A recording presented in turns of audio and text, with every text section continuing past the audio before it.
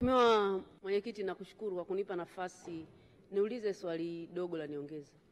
Hali ya kituo cha polisi cha wilaya ya Bunda ni mbaya, ambacho kinahudumia majimbo matatu: Bunda mjini, Bunda kwa Getere pamoja na Mwibara.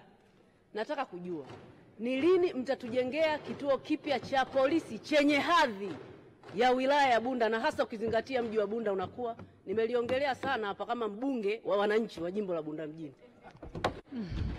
Majibu Mheshimiwa Waziri. Asante Mheshimiwa Mwenyekiti, naomba kujibu swali la nyongeza la Mheshimiwa Esther Bulaya kama ifuatavyo. Mheshimiwa Mwenyekiti, serikali imekuwa ikijenga vituo vya polisi vya hadhi vya mikoa, wilaya pamoja na kata na shehia hapa nchini.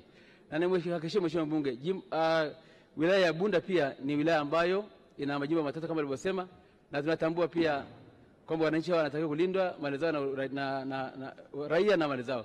Nimehakikishia Mheshimiwa Mbunge kituo hicho tumekichukua kutoka kwenye mpango na kutengewa fedha kwa ajili ya kujengwa kwa hadhi ya wilaya ya Bunda. Asante Mheshimiwa Mwenyekiti. Mheshimiwa